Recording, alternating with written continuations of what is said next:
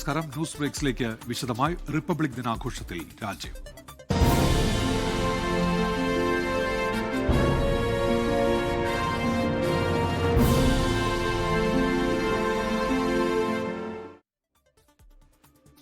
രാജ്യം 77ാമത് റിപ്പബ്ലിക് ദിനം ആഘോഷിക്കുകയാണ്. ഭരണഘടന നിലവിൽ വന്നതിന്റെ വാർഷികമാണ് രാജ്യം റിപ്പബ്ലിക് ദിനമായി ആചരിക്കുന്നത്.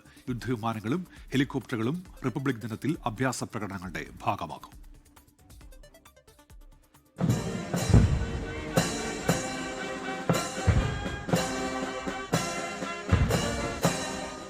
ഒരു പരമാധികാര ജനാധിപത്യ മതേതര റിപ്പബ്ലിക്കിലേക്കുള്ള രാജ്യത്തിന്റെ പരിവർത്തനം അടയാളപ്പെടുത്തുന്ന ദിനമാണിന്ന്. നീതി, സ്വാതന്ത്ര്യം, സമത്വം, സാഹോദര്യം എന്നീ തത്വങ്ങൾ ഉൾക്കൊള്ളുന്ന ഇന്ത്യയുടെ ഭരണഘടനയുടെ ആഘോഷമാണ് റിപ്പബ്ലിക് ദിനം. ഡോക്ടർ BR അംബേദ്കറുടെ നേതൃത്വത്തിലുള്ള ഭരണഘടനാ അസംബ്ലിയാണ് ഇന്ത്യൻ ഭരണഘടന തയ്യാറാക്കിയത്. ജനാധിപത്യം നിലനിർത്തുന്നതിലും ദേശീയ ലക്ഷ്യങ്ങൾ നേടിയെടുക്കുന്നതിലും സാമൂഹിക നീതിക്കും സമത്വത്തിനും വേണ്ടി നിരന്തരം പരിശ്രമിക്കേണ്ടതിന്റെ ഓർമ്മപ്പെടുത്തലാണ് ഈ ദിനം. രാജ്യത്തിന്റെ വൈവിധ്യത്തിൽ ഏകത്വം ആഘോഷിക്കുന്നതിനുള്ള സമയം കൂടിയാണ് റിപ്പബ്ലിക് ദിനം.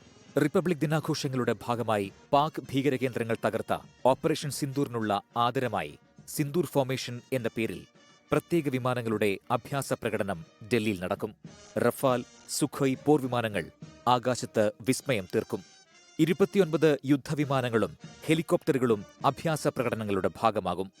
3 വർഷത്തെ ഇടവേളയ്ക്ക് ശേഷം ഇത്തവണ കേരളത്തിന്റെ നിശ്ചലദൃശ്യവും പരേഡിലുണ്ടാകും. മുഖ്യാതിഥികളായി യൂറോപ്യൻ കമ്മീഷൻ പ്രസിഡന്റ് ഉർസുല വോണ്ടർലെയ്നും യൂറോപ്യൻ കൗൺസിൽ പ്രസിഡന്റ് അന്റോണിയോ കോസ്റ്റയും ഇത്തവണ റിപ്പബ്ലിക് ദിനാഘോഷങ്ങളിൽ പങ്കെടുക്കും. Research desk 24. റിപ്പബ്ലിക് ദിനാഘോഷത്തിന്റെ കൂടുതൽ വിവരങ്ങളുമായി ഇപ്പോൾ ഡൽഹിയിൽ നിന്ന് ബൽറാം നെടുങ്ങാടി ചേരുകയാണ്. Balram, good morning. രാജ്യം അതീവ ജാഗ്രതയിലാണ്.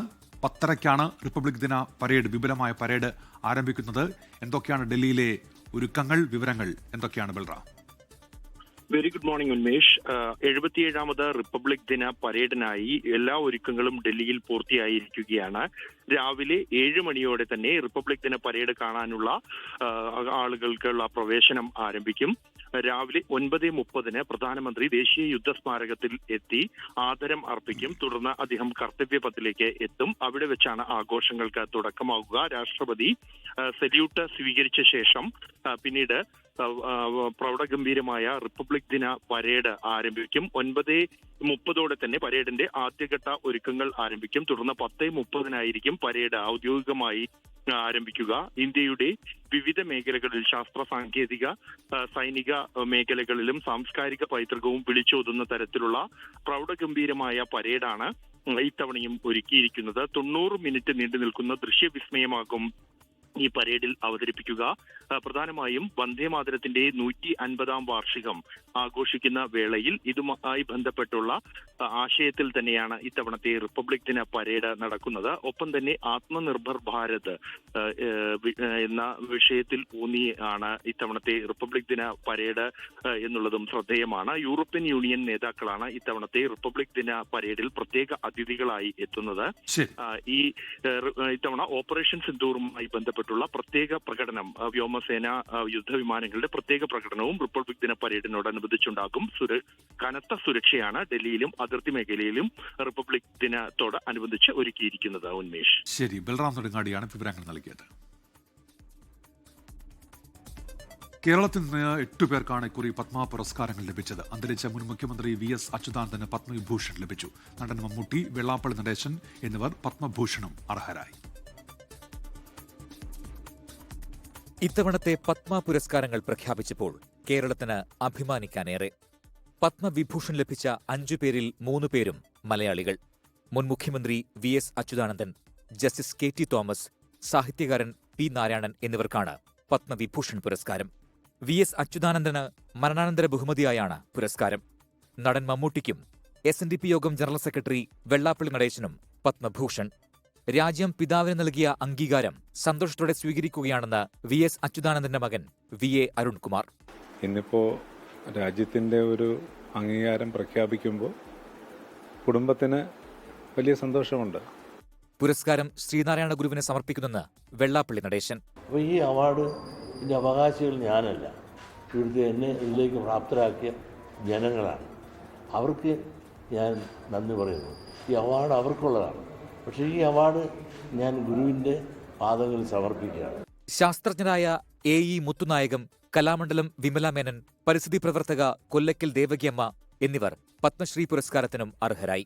പുരസ്കാരത്തിൽ സന്തോഷം പ്രകടിപ്പിച്ച് കൊല്ലക്കൽ ദേവകിയമ്മയും ജസ്റ്റിസ് KT തോമസും P നാരായണനും. എനിക്ക് ഒരു സന്തോഷമാണ്, പറഞ്ഞറിയിക്കാനാവാത്ത സന്തോഷമുണ്ട്. ഇങ്ങനെയൊരു പുരസ്കാരം കിട്ടും അല്ലെങ്കിൽ അതിനുള്ള അർഹത എനിക്കുണ്ട് എന്ന് ഇതുവരെ എനിക്ക് തോന്നിയിട്ടില്ലായിരുന്നു. അവാർഡ് കിട്ടിയതിൽ ഏറ്റവും വലിയ സന്തോഷമാണ്. എനിക്ക് പല അവാർഡ് കിട്ടിയിട്ടുണ്ട്. ഇതും കിട്ടിയത് ഏറ്റവും കേന്ദ്ര ഗവൺമെൻറ്റിൻ്റെ അല്ലേ, ഇത് സന്തോഷം. നടൻ ധർമ്മേന്ദ്രയ്ക്ക് മരണാനന്തര ബഹുമതിയായി പത്മവിഭൂഷൺ ലഭിച്ചു. വനിതാ cricket team captain Harmanpreet Kaur, cricket താരം രോഹിത് ശർമ്മ എന്നിവർക്ക് പത്മശ്രീ. ഝാർഖണ്ഡ് മുൻ മുഖ്യമന്ത്രി ഷിബു സോറന് മരണാനന്തര ബഹുമതിയായി പത്മഭൂഷൺ നൽകി. ഇന്ത്യയിലെ ആദ്യ ആസിഡ് ആക്രമണ അതിജീവിതയായ ഡോക്ടർ മംഗള കപൂറിനും നടൻ R മാധവനും പത്മശ്രീ ലഭിച്ചു. തിരഞ്ഞെടുപ്പെടുത്ത തമിഴ്നാടിന് മാത്രം ലഭിച്ചത് 13 പത്മ പുരസ്കാരങ്ങളാണ്. ജേതാക്കളെ പ്രധാനമന്ത്രി നരേന്ദ്രമോദി അഭിനന്ദിച്ചു. 24 ഡൽഹി. ഇപ്പോൾ വരുന്നൊരു വാർത്തയിലേക്കാണ്. തിരുവനന്തപുരം നെയ്യാറ്റിൻകര ആറാലുമൂട് KSRTC ബസ്സുകൾ കൂട്ടിയിടിച്ച് അപകടമെന്ന വാർത്ത ഇപ്പോൾ വരുന്നുണ്ട്. 30ഓളം പേർക്കാണ് ഈ അപകടത്തിൽ പരിക്കേറ്റതെന്ന് തിരുവനന്തപുരം ബ്യൂറോ ഇപ്പോൾ അറിയിക്കുന്നുണ്ട്. രാവിലെ 5:45 ഈ അപകടം ഉണ്ടായത്. ഡ്രൈവറെയും ആ വാഹനത്തിൽ നിന്ന് പുറത്തെടുക്കാൻ ഏറെ പരിശ്രമിക്കേണ്ടി വന്നു. തിരുവനന്തപുരത്ത് നാഗർകോവിലേക്ക് പോവുകയായിരുന്ന ബസ്സിലെ ഡ്രൈവർക്കാണ് ഇപ്പോൾ ഗുരുതര പരിക്കേറ്റത് എന്നാണ് തിരുവനന്തപുരം ബ്യൂറോ അറിയിക്കുന്നത്. KSRTC ബസ്സുകൾ കൂട്ടിയിടിച്ചാണ് അപകടമുണ്ടായത്. അലക്സ് റാം മുഹമ്മദ് ചേരുന്നുണ്ട്. അലക്സ്, എന്തൊക്കെയാണ് വിവരങ്ങൾ? അലക്സ്, ഡ്രൈവറെ പുറത്തെടുത്തോ? ഉന്മേഷ, രണ്ട് ഡ്രൈവർമാരെയും പുറത്തെടുത്തിട്ടുണ്ട്. അതിൽ തിരുവനന്തപുരത്ത് നിന്ന് നാഗർകോവിലേക്ക് പോവുകയായിരുന്ന ഫസ്റ്റ് പാസഞ്ചറിലെ ഡ്രൈവറിന്റെ പരിക്ക്, അത് അദ്ദേഹത്തിന് കാലിൽ കാര്യമായി പരിക്കേറ്റിട്ടുണ്ടെന്നാണ് ലഭിക്കുന്ന വിവരം. അദ്ദേഹത്തെ ഈ രണ്ട് ഡ്രൈവർമാരെയും ആശുപത്രിയിലേക്ക് മാറ്റിയിട്ടുണ്ട്. രാവിലെ 5:30 മണിയോടുകൂടിയായിരുന്നു അപകടം. ഞാൻ നേരത്തെ സൂചിപ്പിച്ചതുപോലെ തിരുവനന്തപുരത്ത് നിന്ന് നാഗർകോവിലേക്ക് പോകുന്ന ഫസ്റ്റ് പാസഞ്ചറും നെയ്യാറ്റിൻകര ഭാഗത്ത് നിന്ന് തിരുവനന്തപുരത്തേക്ക് വരികയായിരുന്ന ഫാസ്റ്റ് പാസഞ്ചറുമായി ആറാലമൂട് വെച്ച്, അതായത് നെയ്യാറ്റിൻകര എത്തുന്നതിന് മുമ്പാണ് ഈ ആറാലമൂട് എന്ന് പറയുന്ന സ്ഥലം, അവിടെ വെച്ച് കൂട്ടിയിടിക്കുകയായിരുന്നു. രണ്ട് വാഹനങ്ങളുടെയും മുൻവശമാണ് കൂട്ടിയിടിച്ചത്. രണ്ട് വാഹനങ്ങളിലും ഉണ്ടായിരുന്ന ഏതാണ്ട് 30ഓളം പേർക്ക് പരിക്കേറ്റിട്ടുണ്ട്. ആരുടെയും പരിക്ക് ഗുരുതരമല്ല എന്നാണ് ലഭിക്കുന്ന വിവരം. അവരെ തൊട്ടടുത്തുള്ള സമീപത്തുള്ള ആശുപത്രികളിൽ ഈ ആളുകളെ മാറ്റിയിട്ടുണ്ട്. അതായത് ചില്ലുകൾ പൊട്ടിയും ഒക്കെ ആളുകൾക്ക് പരിക്കേറ്റിട്ടുണ്ടെന്നുള്ളതാണ് ലഭിക്കുന്ന വിവരം. എന്താണെങ്കിലും ആ സമയം തന്നെ പോലീസും അതുപോലെ ഫയർഫോഴ്സ് ഉദ്യോഗസ്ഥരും എത്തി രക്ഷാപ്രവർത്തനം ആരംഭിച്ചിരുന്നു. ഇതിൽ ഈ ഡ്രൈവർമാർ, ഈ രണ്ട് ബസ്സുകളുടെ ഡ്രൈവർമാർ ഈ വാഹനം ഇടിച്ചു കയറിയത് കൊണ്ട് തന്നെ അതിനകത്ത് അവർ കുടുങ്ങിക്കിടക്കുകയായിരുന്നു. അത് വലിയ കഷ്ടപ്പെട്ട വലിയ രീതിയിൽ പണിപ്പെട്ടാണ് ഈ ഡ്രൈവർമാരെ പുറത്തെടുത്തതെന്നാണ് ലഭിക്കുന്ന വിവരം. എന്താണെങ്കിലും ഗുരുതരമായ വിഷയങ്ങളില്ല ആർക്കും. ഈ 30ഓളം പേർക്ക് പരിക്കേറ്റിട്ടുണ്ടെങ്കിൽ അതിൽ ഗുരുതരമായ പരിക്ക് ആർക്കും ഇല്ല എന്നാണ് ലഭിക്കുന്ന വിവരം. അലക്സ് റാം മുഹമ്മദാണ് വിവരങ്ങൾ നൽകിയത്. അതിർത്തിയിൽ നിന്നൊരു വാർത്ത വരുന്നത് ജമ്മു കശ്മീരിൽ ഭീകരരുടെ നുഴഞ്ഞുകയറ്റ ശ്രമം ഇന്ത്യൻ സൈന്യം തടഞ്ഞു എന്നതാണ്. ഒരു ഭീകരനെ വധിച്ചു. സാംബയിൽ അതിർത്തി മേഖലയിലാണ് ഈ സംഭവം ഉണ്ടായത്. ബൽറാം നെടുങ്ങാടി ചേരുന്നുണ്ട് ഇപ്പോൾ ഡൽഹിയിൽ നിന്ന്. ബൽറാം, വിവരങ്ങൾ. റിപ്പബ്ലിക് ദിനത്തോടനുബന്ധിച്ച് അതിർത്തി മേഖലകളിൽ സുരക്ഷ ശക്തമാക്കിയിട്ടുണ്ട്. പതിവ് സുരക്ഷയ്ക്ക് അപ്പുറത്തേക്ക് പ്രത്യേക നിരീക്ഷണം തന്നെ സുരക്ഷാ സേനകൾ ഏർപ്പെടുത്തിയിരിക്കുന്നു. ഇതിന്റെ ഭാഗമായി നടത്തിയ പരിശോധനയ്ക്കിടെയാണ് സാംബയിൽ ഇന്ത്യ പാക് അതിർത്തിക്ക് സമീപം ഇത്തരത്തിൽ അസ്വാഭാവികമായ നീക്കം ശ്രദ്ധയിൽപ്പെട്ടതും തുടർന്ന് BSF വിഷയത്തിൽ ഇടപെടുകയും ചെയ്തത്. ഈ നുഴഞ്ഞുകയറ്റക്കാരാണെന്ന് ബോധ്യപ്പെട്ട സാഹചര്യത്തിൽ ഇവർക്ക് നേരെ BSF വെടിയുതിർക്കുകയായിരുന്നു. തുടർന്ന് നടത്തിയ പരിശോധനയിലാണ് ഒരു ഭീകരന്റെ മൃതദേഹം കണ്ടെത്തിയിരിക്കുന്നത്. ഇന്ത്യൻ അതിർത്തിക്ക് ഉള്ളിലാണ് ഈ മൃതദേഹം കണ്ടെത്തിയിരിക്കുന്നത്. ഒരു ഭീകരരുടെ നുഴഞ്ഞുകയറ്റ ശ്രമം ഇതിലൂടെ തടയാൻ സുരക്ഷാ സേനയ്ക്ക് കഴിഞ്ഞിരിക്കുന്നു. ഇതോടൊപ്പം തന്നെ ഈ അതിർത്തി മേഖലയിൽ കഴിഞ്ഞ ദിവസം രാത്രി 4 ഡ്രോണുകൾ ശ്രദ്ധയിൽപ്പെട്ടിരുന്നു. തുടർന്ന് വിഷയത്തിൽ സുരക്ഷാ സേന ഇടപെടുകയായിരുന്നു. ഡ്രോണുകൾക്ക് നേരെ വെടിയുതിർത്തതോടെ ഈ ഡ്രോണുകൾ പിന്മാറി എന്നാണ് കരുതുന്നത്. ഈ പ്രദേശത്ത് ഇപ്പോഴും തെരച്ചിൽ തുടരുകയാണ്. കത്വയിലാണ് ഡ്രോണുകൾ കണ്ടെത്തിയത്. ശരി, ബൽറാം നെടുങ്ങാടിയാണ് വിവരങ്ങൾ നൽകിയത് ഡൽഹിയിൽ നിന്ന്. ഇനി ഓരോ മേഖലയിൽ നിന്നുമുള്ള പ്രധാനപ്പെട്ട വാർത്തകളിലേക്ക് നമ്മൾ പോവുകയാണ്. നമ്മുടെ പ്രതിനിധികൾ ചേരുന്നു. തിരുവനന്തപുരത്ത് നിന്ന് അലക്സ് റാം മുഹമ്മദ്, കൊച്ചിയിൽ നിന്ന് വിഷ്ണു സുരേഷ്, കോഴിക്കോട് നിന്ന് അജി കുഞ്ഞുമോൻ എന്നിവരാണ്. ആദ്യം അലക്സ് റാം മുഹമ്മദിലേക്കാണ്. Alex, good morning. അലക്സ്, എന്തൊക്കെയാണ് തിരുവനന്തപുരത്ത് നിന്ന് പ്രധാനപ്പെട്ട വാർത്തകൾ നമ്മൾ പ്രതീക്ഷിക്കുന്ന അലക്സ് എന്ന്? ഉന്മേഷ, രാജ്യം 77ാം റിപ്പബ്ലിക് ദിനം ആഘോഷിക്കുകയാണ്. സംസ്ഥാനത്തും വിപുലമായ ആഘോഷ പരിപാടികൾ അത് സംഘടിപ്പിക്കുന്നതിനുള്ള നടപടികൾ സംസ്ഥാന സർക്കാർ സ്വീകരിക്കുന്നു എന്നുള്ളതാണ് ഏറ്റവും പ്രധാനപ്പെട്ട കാര്യം. ഇതിൽ സംസ്ഥാനതല റിപ്പബ്ലിക് ദിന പരേഡ് തിരുവനന്തപുരം സെൻട്രൽ സ്റ്റേഡിയത്തിലാണ് നടക്കുക. തിരുവനന്തപുരം സെൻട്രൽ സ്റ്റേഡിയത്തിൽ നടക്കുന്ന പരേഡിൽ ഗവർണർ രാജേന്ദ്ര വിശ്വനാഥ് അർലേക്കർ അഭിവാദ്യം സ്വീകരിക്കും. രാവിലെ 9 മണിക്ക് അദ്ദേഹം ദേശീയ പതാക ഉയർത്തും. അതുമാത്രമല്ല, വിവിധ സേനാംഗങ്ങൾ, ഒപ്പം NCC അടക്കമുള്ള സ്റ്റുഡന്റ് കേഡറ്റുകൾ എന്നിവയടക്കമുള്ള വിവിധ സേനാംഗങ്ങളുടെ അഭിവാദ്യം അദ്ദേഹം സ്വീകരിക്കും. അതിനുശേഷം ഗവർണറുടെ റിപ്പബ്ലിക് ദിന സന്ദേശമുണ്ടാകും. ഈ പരിപാടിയിൽ മുഖ്യമന്ത്രി പിണറായി വിജയനും പങ്കെടുക്കുമെന്നുള്ളതാണ് പ്രധാനപ്പെട്ട കാര്യം. പിന്നാലെ വിവിധ സ്കൂളുകളിലെ കുട്ടികൾ അവതരിപ്പിക്കുന്ന ദേശഭക്തി ഗാനവും മറ്റ് സാംസ്കാരിക പരിപാടികളും അരങ്ങേറും എന്നുള്ളതും പ്രധാനം. ഒപ്പം ഈ ദേശീയ പതാക ഉയർത്തുന്നതിന് തൊട്ടു പിന്നാലെ തന്നെ വായുസേനയുടെ ഹെലികോപ്റ്റർ പുഷ്പവൃഷ്ടി നടത്തും എന്നുള്ളതും ശ്രദ്ധേയമായ കാര്യമാണ്. കഴിഞ്ഞ കാലങ്ങളിലൊക്കെ അങ്ങനെയാണ്. കഴിഞ്ഞ ദിവസങ്ങളിലൊക്കെയായി റിപ്പബ്ലിക് ദിന പരേഡുമായി ബന്ധപ്പെട്ട നടപടികൾ, അതിന്റെ റിഹേഴ്സൽ മറ്റുമൊക്കെ തിരുവനന്തപുരം സെൻട്രൽ സ്റ്റേഡിയത്തിൽ പുരോഗമിച്ചിരുന്നു. എന്നാണെങ്കിലും അതിനുള്ള നടപടിക്രമങ്ങൾ, അതായത് പരേഡ് അടക്കമുള്ള കാര്യങ്ങൾ ഉടനെ സെൻട്രൽ സ്റ്റേഡിയം അതിന് സാക്ഷ്യം വഹിക്കും. നിരവധിയായ ആളുകൾ അത് വീക്ഷിക്കാൻ അവിടേക്ക് എത്തും എന്നുള്ളതാണ് ഏറ്റവും ശ്രദ്ധേയമായ കാര്യം.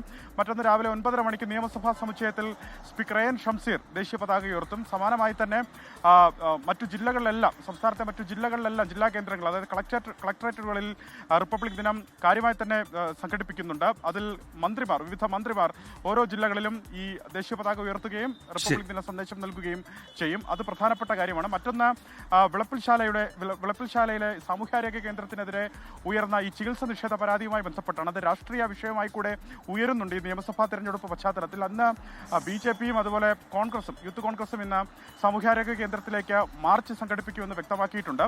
ഇതിൽ ചികിത്സാ നിഷേധം ഈ വിളപ്പിൽശാല സാമൂഹ്യ ആരോഗ്യ കേന്ദ്രത്തിലുണ്ടായി എന്ന പരാതിയിൽ ഉറച്ചു നിൽക്കുകയാണ് കുടുംബം. ഇതുമായി ബന്ധപ്പെട്ട അന്വേഷണം നടത്തിയതിനു ശേഷം കുറ്റക്കാർക്കെതിരെ കർശന നടപടി സ്വീകരിക്കുമെന്നാണ് MLA IB സതീഷ് വ്യക്തമാക്കിയത്. അതുമായി ബന്ധപ്പെട്ട വാർത്തകളും തിരുവനന്തപുരത്ത് നിന്ന് പ്രതീക്ഷിക്കാം. ശരി, അലക്സ് റാം മുഹമ്മദാണ് വിവരങ്ങൾ നൽകിയത്. ഇനി കൊച്ചിയിലേക്കാണ് വിഷ്ണു സുരേഷ് ചേരുന്നുണ്ട് കൊച്ചിയിൽ നിന്ന്. Vishnu, good morning. വിഷ്ണു, എന്തൊക്കെയാണ് മധ്യ കേരളത്തിൽ നിന്നുള്ള പ്രധാനപ്പെട്ട വാർത്തകൾ? വിഷ്ണു. Umesh, good morning. പ്രധാനമായും 2 വാർത്തകൾ ആണ് നമ്മൾ, അതിൽ കൂടുതൽ ഡെവലപ്മെന്റുകൾ ഉണ്ടാകുമെന്നാണ് പ്രതീക്ഷിക്കുന്നത്. ഒന്ന്, ഇടുക്കിയിൽ നിന്നുള്ള വാർത്തയാണ്. കഴിഞ്ഞ ദിവസം ഇടുക്കി മൂന്നാർ ഏരിയ കമ്മിറ്റിയുടെ നേതൃത്വത്തിൽ മൂന്നാറിലൊരു വിശദീകരണ യോഗം വിളിച്ചിരുന്നു. MLA MM മണി നേരത്തെ CPM വിട്ട് BJPയിലേക്ക് പോയ S രാജേന്ദ്രനെതിരെ അതിരൂക്ഷ വിമർശനവും ഒരുപക്ഷെ ഒരു ഭീഷണിയുടെ സ്വഭാവത്തിലുള്ള ഭാഷയൊക്കെ ഉപയോഗിച്ച് നമ്മൾ കണ്ടതാണ്. S രാജേന്ദ്രനെ കൈകാര്യം ചെയ്യണം, കൈയും കാലും തല്ലി ഒടിക്കണം എന്ന രീതിയിലുള്ള പ്രസ്താവനകളാണ് MM മണിയുടെ ഭാഗത്ത് നിന്ന് വന്നത്. ആദ്യമായല്ല MM മണി ഇത്തരത്തിലുള്ള വിവാദ പ്രസ്താവനകൾ നടത്തുന്നതെന്ന് ശ്രദ്ധേയമാണ്. അതുമായി രാഷ്ട്രീയ പ്രതികരണങ്ങളൊക്കെ ഉണ്ടാകുമെന്നാണ് നമ്മൾ കരുതുന്നത്. രാജേന്ദ്രൻ്റെ അടക്കം പരസ്യ പ്രതികരണത്തിന് സാധ്യതയുമുണ്ട്. അത് ഇടുക്കിയിൽ, പ്രത്യേകിച്ച് ദേവികുളം മണ്ഡലത്തിൽ ആ പ്രസ്താവന എങ്ങനെയാണ് തെരഞ്ഞെടുപ്പിനെ ബാധിക്കാൻ പോകുന്നതെന്നും ഏറെ ശ്രദ്ധേയമായ കാര്യമായിരിക്കും. അതുമായി ബന്ധപ്പെട്ടുള്ള ഡെവലപ്മെന്റ്സ് ഇടുക്കിയിൽ നിന്നുണ്ടാവും. കൊച്ചിയിലേക്ക് എത്തിയാൽ ഇന്നലെ കൊച്ചിയെ തന്നെ നടുക്കുന്ന ഒരു ലഹരി വേട്ടയുടെ വാർത്ത നമ്മൾ പുറത്തുവിട്ടിരുന്നു. അതുമായി ബന്ധപ്പെട്ട് കൂടുതൽ വാർത്തകൾ ഉണ്ടാകും. അർജുൻ വി നാഥ് എന്ന പ്രതിയാണ് ഇന്നലെ അറസ്റ്റ് ചെയ്തത്. 750 ഗ്രാം MDMA ഇയാളുടെ പക്കൽ നിന്ന് പിടിച്ചിരുന്നു. പക്ഷേ ഇയാളിൽ നിന്ന് ലഭിച്ച മൊഴി അനുസരിച്ച് എല്ലാ മാസവും ഡൽഹിയിൽ നിന്ന് 3 കിലോയോളം MDMA കൊച്ചിയിലേക്ക് ഇറക്കുമതി ചെയ്യാറുണ്ട് എന്നാണ് പറഞ്ഞത്. അതനുസരിച്ച് മറ്റിടങ്ങളിൽ, അതായത് കൊച്ചിയുടെ നഗരപ്രദേശങ്ങളിൽ മാത്രമല്ല റൂറൽ മേഖലകളിലേക്കും ഇയാൾ ഈ ലഹരി എത്തിക്കാറുണ്ട്. അപ്പോൾ ആ മേഖലകൾ കേന്ദ്രീകരിച്ചുള്ള പരിശോധനയിലേക്ക് കടക്കുകയാണ് ഡാൻസ് സ്റ്റാഫും പോലീസും ഒക്കെ. ഈ പ്രതിയെ കസ്റ്റഡിയിൽ വാങ്ങി ചോദ്യം ചെയ്യാനുള്ള ശ്രമത്തിലാണ് പോലീസ് ഉള്ളത്. അതുവഴി കൂടുതൽ പേരിലേക്ക്, ഈ ലഹരിക്കണ്ണിയുടെ കൂടുതൽ പേരിലേക്ക് എത്താനാകുമെന്നാണ് നിലവിൽ പോലീസ് പ്രതീക്ഷിക്കുന്നത്. ഒപ്പം പരിശോധനകളും കർശനമാക്കിയിട്ടുണ്ട്. ശരി വിഷ്ണു. വിഷ്ണു സുരേഷാണ് വിവരങ്ങൾ നൽകിയത്. കോഴിക്കോട്ടേക്കാണ് അജി കുഞ്ഞുമോൻ ഇപ്പോൾ കോഴിക്കോട് നിന്ന് ചേരുന്നുണ്ട്. Aji, good morning. എന്തൊക്കെ പ്രധാനപ്പെട്ട വാർത്തകൾ വടക്കൻ കേരളത്തിൽ? Aji. Good morning doctor Unmesh. വടക്കൻ കേരളത്തെ സംബന്ധിച്ചിടത്തോളം ഇന്ന് കണ്ണൂരിൽ നിന്നുമാണ് ഏറ്റവും പ്രധാനപ്പെട്ട വാർത്ത വരുന്നത്. അവിടെ ഇന്നലെ നമ്മൾ കണ്ടതാണ്, CPM കണ്ണൂർ ജില്ലാ കമ്മിറ്റിയുടെ നിർണായകമായ യോഗം ഇന്ന് ചേരുന്നുണ്ട്. പയ്യന്നൂരിൽ രക്തസാക്ഷി ഫണ്ട് തിരിമറി നടത്തി എന്ന ജില്ലാ കമ്മിറ്റി അംഗം V കുഞ്ഞികൃഷ്ണന്റെ വെളിപ്പെടുത്തലിൽ വലിയ തരത്തിലുള്ള വിവാദങ്ങൾ കണ്ണൂരിൽ CPMനെ സംബന്ധിച്ചിടത്തോളം ഉണ്ടായിരുന്നു. CPMനെ സംബന്ധിച്ചിടത്തോളം അത് വലിയ തരത്തിലുള്ള ഒരു അവമതിപ്പ് പാർട്ടിക്കുള്ളിൽ ഉണ്ടാക്കി എന്ന തരത്തിലുള്ള വിമർശനങ്ങൾ കുഞ്ഞികൃഷ്ണനെതിരെ ഉയർന്നിരുന്നു. അപ്പോൾ ഇതിനെ തുടർന്ന് ഇന്നലെ സെക്രട്ടേറിയറ്റ് ചേരുകയും സെക്രട്ടേറിയറ്റ് യോഗത്തിൽ കുഞ്ഞികൃഷ്ണനെ പാർട്ടിയിൽ നിന്ന് പുറത്താക്കാൻ തീരുമാനിച്ചിരുന്നു. ഇതിനുശേഷം ഇന്ന് ജില്ലാ കമ്മിറ്റി യോഗമായിരിക്കും ചേരുക. ജില്ലാ കമ്മിറ്റി യോഗത്തിൽ കുഞ്ഞികൃഷ്ണനെ പാർട്ടിയിൽ നിന്നും പുറത്താക്കിക്കൊണ്ടുള്ള ഔദ്യോഗികമായിട്ടുള്ള പ്രഖ്യാപനം ഇന്ന് ഉണ്ടാകുമെന്നുള്ളതാണ് ഏറ്റവും പ്രധാനപ്പെട്ട വാർത്ത കണ്ണൂരിൽ നിന്നും പുറത്തു വരുന്നത്. മറ്റൊരു പ്രധാനപ്പെട്ട വാർത്ത വയനാട്ടിൽ നിന്നാണ്. അതായത് വയനാട്ടിൽ കൽപ്പറ്റയിൽ 16-കാരനായ വിദ്യാർത്ഥിക്ക് ക്രൂരമായി മർദ്ദനമേറ്റു. ഈ സംഭവവുമായി ബന്ധപ്പെട്ട് കേസ് രജിസ്റ്റർ ചെയ്തിട്ടുണ്ട്. ചെയ്തിട്ടുണ്ട്. 2 പേർക്കെതിരെയാണ് കേസ് രജിസ്റ്റർ ചെയ്തിരിക്കുന്നത്. ഇതുമായി ബന്ധപ്പെട്ട് അവരുടെ അറസ്റ്റും ഉണ്ടാകാൻ സാധ്യതയുണ്ട്. കാരണം വാക്ക് തർക്കത്തെ തുടർന്നാണ് കഴിഞ്ഞ 21-ാം തീയതി ഇത്തരത്തിലൊരു വാക്കേറ്റവും മർദ്ദനവും ഒക്കെ അവിടെ ഉണ്ടായത്. മറ്റൊരു പ്രധാനപ്പെട്ട വടക്കൻ കേരളത്തിൽ നിന്ന് വരുന്നത് ഷിംജിത മുസ്തഫയുമായി ബന്ധപ്പെട്ട വാർത്തകൾ തന്നെയാണ്. നാളെയാണ് ഷിംജിത മുസ്തഫയുടെ ജാമ്യാപേക്ഷ കുന്നമംഗലം മജിസ്ട്രേറ്റ് കോടതി വിധി പറയുക. കഴിഞ്ഞ ദിവസം കേസ് പരിഗണിച്ചിരുന്നു. അതിനുശേഷം വിധി പറയാൻ 27ലേക്ക് മാറ്റി. നാളെ ആ കേസുമായി ബന്ധപ്പെട്ടുള്ള വിധി വരും. ഡോക്ടർ ഉന്മേഷ്. ശരി, അജി കുഞ്ഞുമോനാണ് കോഴിക്കോട് നിന്നുള്ള വിവരങ്ങൾ നൽകിയത്. BJP മുൻ സംസ്ഥാന അധ്യക്ഷൻ കെ സുരേന്ദ്രൻ ഇന്ന് കാസർഗോഡ് ജില്ലയിലെത്തും. മഞ്ചേശ്വരത്ത് സ്ഥാനാർത്ഥിയാകുമെന്ന പ്രചാരണങ്ങൾക്കിടെയാണ് കെ സുരേന്ദ്രൻ കാസർഗോഡ് എത്തുന്നത്. കാസർഗോഡ് മഞ്ചേശ്വരം മണ്ഡലങ്ങളിലെ ഭാരവാഹികളുടെ യോഗത്തിൽ കെ സുരേന്ദ്രൻ പങ്കെടുക്കും. കെ സുരേന്ദ്രൻ മഞ്ചേശ്വരത്ത് സ്ഥാനാർത്ഥിയായാൽ ജില്ലാ പ്രസിഡന്റ് ML അശ്വനിയെ കാസർഗോഡ് മണ്ഡലത്തിൽ പരിഗണിച്ചേക്കും. BJP മേഖലാ പ്രസിഡന്റ് അഡ്വക്കേറ്റ് കെ ശ്രീകാന്ത്, സംസ്ഥാന കമ്മിറ്റി അംഗം രവീശ തന്ത്രി കുണ്ട്രാർ എന്നിവരും കാസർഗോഡ് പരിഗണനാ പട്ടികയിലുണ്ട്. പാണക്കാട് കുടുംബത്തിനെതിരായ പരാമർശത്തിന്റെ പേരിൽ മുഷാവറ അംഗം ഉമർ ഫൈസി മുക്കത്തെ ശാസിച്ച് സമസ്ത നേതാക്കളുടെ സംയുക്ത പ്രസ്താവന. ഉമർ ഫൈസിയുടെ പരാമർശം സമസ്ത പ്രവർത്തകന് ഭൂഷണമല്ലെന്നും പരാമർശത്തിന് പരിഹാരം ചെയ്യണമെന്നും നിർദ്ദേശം. സമസ്ത president Jifri Muthukoya Thangal, secretary MT Abdulla Musliyar, treasurer Koyyode Ummer Musliyar എന്നിവർ ചേർന്നാണ് ശാസിച്ചത്. വന്യമൃഗശല്യം രൂക്ഷമായ പത്തനംതിട്ട ജില്ലയുടെ മലയോര മേഖലകളിൽ ഹൈക്കോടതി നിയോഗിച്ച അമിക്കസ് ക്യൂറി സന്ദർശനം നടത്തി. ജനകീയ സമിതിയുടെ പൊതു താൽപര്യ ഹർജിയെ തുടർന്നാണ് ഹൈക്കോടതി അമിക്കസ് ക്യൂറിയെ നിയോഗിച്ചത്. വന്യമൃഗശല്യം രൂക്ഷമായതോടെ ജനകീയ സമിതിയുടെ നേതൃത്വത്തിൽ ഹൈക്കോടതിയിൽ പൊതു താൽപര്യ ഹർജി നൽകിയതിനു പിന്നാലെയാണ് അമിക്കസ് ക്യൂറി ജില്ലയിലെത്തി സന്ദർശനം നടത്തിയത്. കല്ലേലി, കടിയാർ, കുളത്തുമൺ തുടങ്ങിയ പ്രദേശങ്ങളാണ് സന്ദർശിച്ചത്. വനാതിർത്തികളിൽ നിന്ന് മൃഗങ്ങൾ കാടിറങ്ങുന്നത് തടയാൻ ഇടപെടലുണ്ടാകണമെന്ന് ജനപ്രതിനിധികളും നാട്ടുകാരും സംഘത്തോട് ആവശ്യപ്പെട്ടു. ദിവസവും വൈകുന്നേരവും ഒരു 9 മണി കഴിയുമ്പോൾ ആന ഇറങ്ങുന്നുണ്ട്. രാത്രി മനുഷ്യന് കിടന്നിറങ്ങാക്കത്തില്ല, കുഞ്ഞുങ്ങൾക്ക് കിടന്നിറങ്ങാക്കത്തില്ല. 4 പടക്കം 4 വല്ലം വെച്ച് കഴിഞ്ഞാൽ അങ്ങോട്ട് നനങ്ങാതെ മാറി നിൽക്കുക. എൻ്റെ അയ്യത്ത് തന്നെ വന്ന് ഒരു 10-30 കവുകും 2 തെങ്ങും അടിച്ചു കളഞ്ഞു. കഴിഞ്ഞ ദിവസം ഞാൻ അയ്യത്തിറങ്ങി രാവിലെ 8:30 റബ്ബർ വെട്ടിക്കൊണ്ടിരിക്കുമ്പോൾ ഒരൊറ്റ വന്നു. നാട്ടുകാരെല്ലാം കൂടെ കൂടി വായും വെച്ച് ഞാനും കൂടെ ചിരട്ടയെല്ലാം കൂടി തട്ടി. അതുകൊണ്ട് ഞാൻ രക്ഷപ്പെട്ടു. വലിയ ശല്യമായിട്ട് വന്നിരിക്കുക. ഈ ജനങ്ങൾക്ക് പൊറുതി മുട്ടിയിരിക്കുക ആനയും കൊണ്ട്. ആയിരക്കണക്കിന് കുടുംബങ്ങൾ അനുഭവിക്കുന്ന പ്രയാസം ഹൈക്കോടതി നിയോഗിച്ച സംഘത്തെ ജനങ്ങൾ ബോധ്യപ്പെടുത്തി. കോടതിയുടെ ഇടപെടലിൽ ഞങ്ങൾക്ക് എന്തുവേലും കോടതി മുഖാന്തരം ഞങ്ങൾക്ക് ഇതിനൊരു പഞ്ചായത്ത് മുഖേന അവരെ എന്തെങ്കിലും ഒരു സൊല്യൂഷൻ കണ്ടു തരുമെന്നുള്ള ഒരു വിശ്വാസമുണ്ട്. അതുകൊണ്ടാണ് ഞങ്ങൾ അമിക്കസ് കൂടി വന്ന പുള്ളിക്കാരോട് ഞങ്ങളുടെ ഈ സങ്കടങ്ങൾ അവരോട് പറഞ്ഞിട്ടുണ്ട്. കടുവയും ആനയും പുലിയും അടക്കമുള്ള വന്യമൃഗങ്ങൾ ജനവാസ മേഖലയിൽ നിത്യേന എത്തുന്നു. കാട്ടാന അടക്കമുള്ള വന്യമൃഗങ്ങളുടെ ശല്യത്തെ തുടർന്ന് ജനകീയ സമിതി രൂപീകരിച്ച 2 വർഷം മുൻപായിരുന്നു ഹൈക്കോടതിയിൽ ഹർജി നൽകിയത്. 24 പത്തനംതിട്ട. റിപ്പബ്ലിക് ദിനത്തിൽ സംയുക്ത കിസാൻ മോർച്ച രാജ്യവ്യാപക ട്രാക്ടർ മാർച്ച് നടത്തും. പീപ്പിൾസ് മാർച്ച് എന്നാണ് പ്രതിഷേധ പരിപാടിക്ക് പേരിട്ടിരിക്കുന്നത്. പഞ്ചാബിൽ 100 കണക്കിന് കർഷകർ പങ്കെടുത്തുകൊണ്ടായിരിക്കും ട്രാക്ടർ മാർച്ച്. രാവിലെ 11 മണിയോടെ ആരംഭിക്കുന്ന പ്രതിഷേധ മാർച്ച് ഉച്ചകഴിഞ്ഞ് 3 മണിയോടെ സമാപിക്കും. സമാധാനപരമായിരിക്കും പ്രതിഷേധ മാർച്ചെന്ന് കർഷക സംഘടനകൾ അറിയിച്ചു. ട്രാക്ടർ മാർച്ച് സംസ്ഥാനങ്ങളിലെ റിപ്പബ്ലിക് ദിനാഘോഷങ്ങളെ ബാധിക്കില്ല എന്നും SKM നേതാക്കൾ വ്യക്തമാക്കി. പഞ്ചാബിന് പുറമെ മറ്റ് സംസ്ഥാനങ്ങളിലും മാർച്ചുണ്ടാകും. ഭരണഘടനാ അവകാശങ്ങൾ സംരക്ഷിക്കുക ലക്ഷ്യമിട്ടാണ് പ്രതിഷേധം. അമേരിക്കയുടെ തെക്കൻ സംസ്ഥാനങ്ങളിൽ ആഞ്ഞടിക്കുന്ന ഫേൺ ശീതക്കാറ്റിൽ ജനജീവിതം ദുസ്സഹമായി. ശീതക്കാറ്റിനെ തുടർന്ന് 9 പേർ മരിച്ചു എന്നാണ് റിപ്പോർട്ടുകൾ. 17,000-ഓളം വിമാന സർവീസുകൾ റദ്ദാക്കി. ലക്ഷക്കണക്കിന് വീടുകളിൽ വൈദ്യുതി ബന്ധം വിച്ഛേദിക്കപ്പെട്ടു. ഗതാഗത സംവിധാനങ്ങൾ താറുമാറായി. 12 സംസ്ഥാനങ്ങളിൽ പ്രസിഡന്റ് ഡൊണാൾഡ് ട്രംപ് അടിയന്തരാവസ്ഥ പ്രഖ്യാപിച്ചു. എണ്ണ ഇതര കയറ്റുമതി മേഖലയിൽ സൗദി അറേബ്യയ്ക്ക് ചരിത്രപരമായ നേട്ടം. കഴിഞ്ഞ നവംബറിലെ കണക്കുപ്രകാരം എണ്ണ ഇതര കയറ്റുമതിയിൽ 20% വളർച്ചയാണ് രേഖപ്പെടുത്തിയിരിക്കുന്നത്. ഇന്ത്യ ഉൾപ്പെടെയുള്ള പ്രമുഖ രാജ്യങ്ങളുമായുള്ള വ്യാപാര ബന്ധം ശക്തമായി തുടരുന്നത് രാജ്യത്തിന്റെ സാമ്പത്തിക അടിത്തറ ഭദ്രമാക്കുന്നതായാണ് പുതിയ കണക്കുകൾ സൂചിപ്പിക്കുന്നത്. സൗദിയുടെ സാമ്പത്തിക വൈവിധ്യവൽക്കരണ പദ്ധതികൾ ലക്ഷ്യം കാണുന്നു എന്നതിന്റെ തെളിവാണ് ഏറ്റവും പുതിയ വിദേശ വ്യാപാര കണക്കുകൾ. 2025 നവംബറിൽ രാജ്യത്തെ എണ്ണയിതര കയറ്റുമതി മുൻ വർഷത്തെ അപേക്ഷിച്ച് 20.7% വർദ്ധിച്ചു. പുനർകയറ്റുമതി അഥവാ റീ എക്സ്പോർട്ട് മേഖലയിൽ മാത്രം 53.1% വളർച്ചയുണ്ടായി. മെഷീനറികൾ, ഇലക്ട്രിക് ഉപകരണങ്ങൾ എന്നിവയുടെ പുനർകയറ്റുമതിയിൽ മാത്രം 81%-ലധികം വർധനവുണ്ടായി. വിദേശ വ്യാപാര പങ്കാളികളുടെ പട്ടികയിൽ ഇന്ത്യ ശ്രദ്ധേയമായ സാന്നിധ്യം നിലനിർത്തുന്നുണ്ട്. സൗദിയിൽ നിന്നുള്ള കയറ്റുമതിയും ഇറക്കുമതിയും നടക്കുന്ന ആദ്യ 10 രാജ്യങ്ങളുടെ പട്ടികയിൽ ഇന്ത്യയുണ്ട്. ചൈനയും UAEയുമാണ് പട്ടികയിൽ ആദ്യ സ്ഥാനങ്ങളിലുള്ളത്. കയറ്റുമതിയിലെ വർധനവും ഇറക്കുമതിയിൽ രേഖപ്പെടുത്തിയ 0.2% നേരിയ കുറവും രാജ്യത്തിന്റെ വ്യാപാര മിച്ചം 70.2% ഉയരാൻ കാരണമായി.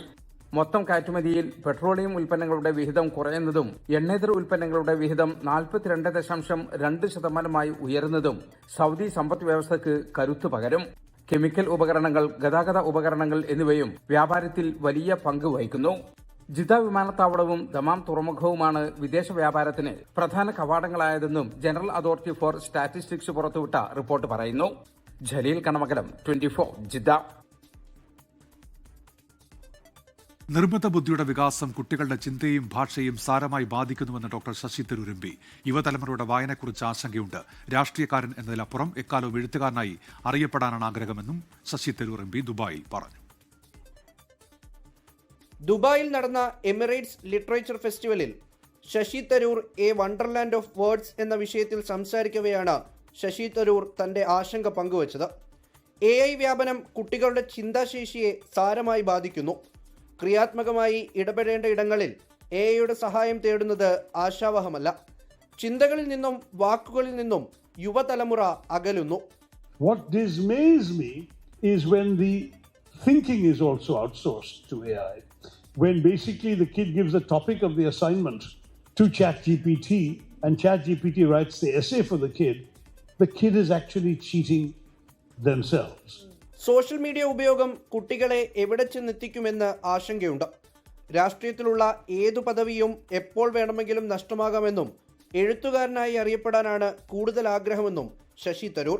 വാക്കുകൾ നയതന്ത്ര രംഗത്ത് വളരെ പ്രധാനമാണെന്നും പാകിസ്ഥാൻ പ്രധാനമന്ത്രിയുമായി സംസാരിക്കാൻ മൻമോഹൻ സിംഗ് തന്നെ ഉപയോഗപ്പെടുത്തിയിട്ടുണ്ടെന്നും തരൂർ പറഞ്ഞു. 24 ദുബായ്. എമർജൻസി ഫോൺ കോളുകൾ എടുക്കുന്നതിൽ റെക്കോർഡ് മികവുമായി ദുബായ് പോലീസ്. 99.5% കോളുകളും 10 സെക്കൻഡിൽ താഴെ എടുത്തതായാണ് കണക്ക്. പട്രോളിംഗിലും മികവ് പുലർത്താനായെന്ന് കണക്കുകൾ സൂചിപ്പിക്കുന്നു. അത്യാവശ്യമാണോ? ധൈര്യമായി ദുബായ് പോലീസിനെ വിളിച്ചോളൂ. 99.5% ഫോൺ കോളുകളും 10 സെക്കൻഡിനുള്ളിൽ എടുക്കും. കഴിഞ്ഞ വർഷത്തെ അവസാന പാദ റിവ്യൂ മീറ്റിംഗിലാണ് ദുബായ് പോലീസിന്റെ ഈ റെക്കോർഡ് നേട്ടം വ്യക്തമാക്കുന്നത്. കമാൻഡ് ആൻഡ് കൺട്രോൾ സെന്ററിന്റെ പ്രവർത്തനം ചരിത്രത്തിലെ ഏറ്റവും മികച്ച വേഗതയിലായിരിക്കുന്നുവെന്നാണ് കണക്കുകൾ കാട്ടുന്നത്. 2024 ഇത് 91.1% ലഭിക്കുന്ന ഫോൺ കോളുകളുടെ എണ്ണത്തിൽ വലിയ വർധനവാണുള്ളത്. 1.46 മില്യൺ കോളുകളാണ് കഴിഞ്ഞ വർഷം ലഭിച്ചത്. എന്നാൽ ഇവ കൃത്യമായി കൈകാര്യം ചെയ്യപ്പെടുന്നുണ്ട്. പോലീസ് പട്രോളിംഗും മുൻവർഷത്തെ അപേക്ഷിച്ച് ശക്തമായിട്ടുണ്ട്. രാത്രിയിലുൾപ്പെടെ പൊതുനിരത്തിലെ സുരക്ഷ ഉറപ്പാക്കാനും ഇടപെടലുകൾ വേഗത്തിലാക്കാനും ഇത് സഹായിച്ചുവെന്ന് വിലയിരുത്തുന്നു. മേജർ ജനറൽ സെയ്ഫ് മുഹൈർ അൽ മസൌയി ഉൾപ്പെടെയുള്ളവർ പങ്കെടുത്ത റിവ്യൂ യോഗത്തിലാണ് ഈ റിപ്പോർട്ടുകൾ ചർച്ചയായത്. ലോകത്തിലെ ഏറ്റവും സുരക്ഷിത നഗരങ്ങളിൽ ദുബായിയെ മുൻപന്തിയിൽ നിലനിർത്തുന്നതിന് പോലീസ് ഇടപെടലുകൾ വലിയ പങ്ക് വഹിക്കുന്നതായി മേജർ ജനറൽ സെയ്ഫ് മുഹൈർ അൽ മസൌയി പറഞ്ഞു. 24 ദുബായ്. ലോകത്തെവിടെയായാലും ഏത് സമയത്തും 24 വാർത്തകളും ഓഗ്മെന്റഡ് റിയാലിറ്റി പാക്കേജുകളും എക്സ്പ്ലെയിനറുകളും വിശദമായി കാണാൻ ഞങ്ങളുടെ യൂട്യൂബ് ചാനൽ നിങ്ങൾക്ക് സബ്സ്ക്രൈബ് ചെയ്യാം.